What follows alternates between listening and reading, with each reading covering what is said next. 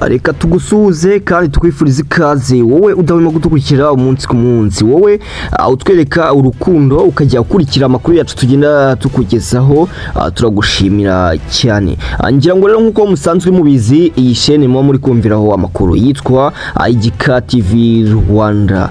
Njyemo muri kumwe umunsi ku munsi, nitwa Omega Boy, mba ndi gufatanya na The Fresh kugira ngo tukugezeho amakuru agiye atandukanye. Kuri ubu rero tukaba tuje turi kukubwira inkuru y'akababaro, tukubwira ko umunyamakuru Jean Lambert Gatare yitabye Imana.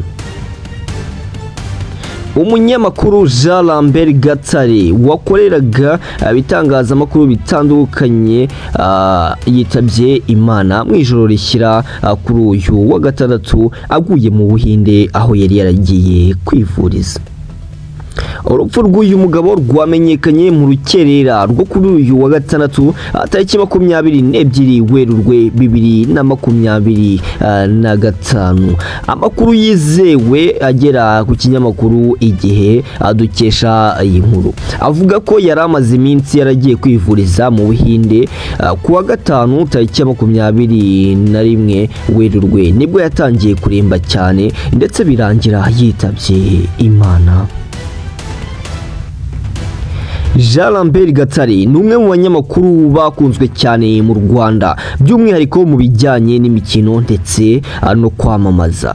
Yatangiye gukorera kuri Radio Rwanda mu mwaka w'1995. Guhera mu mwaka wa 2011 yatangiye gukorera Isango Star. Mu 2020 nibwo yagizwe umuyobozi w'agateganyo w'ikinyamakuru Rushyashya.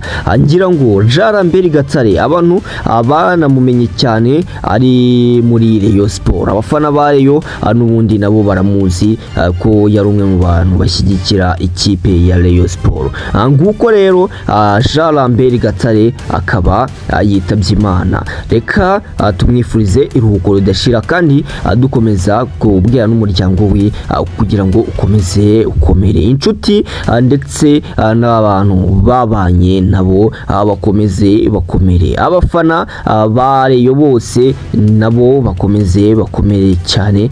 Ni inkuru ibibabaje ariko niko Imana nyine iba yabigennye.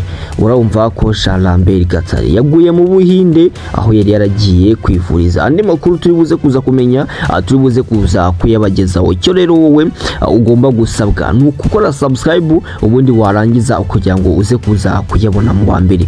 Urumva turibuze kuza kubagezaho amateka ye, tubagezeho icyamwishe byose turibuze kuza kubibabwira nuko tuba tuyabonye kugira ngo tubayabagezaho ako kanya.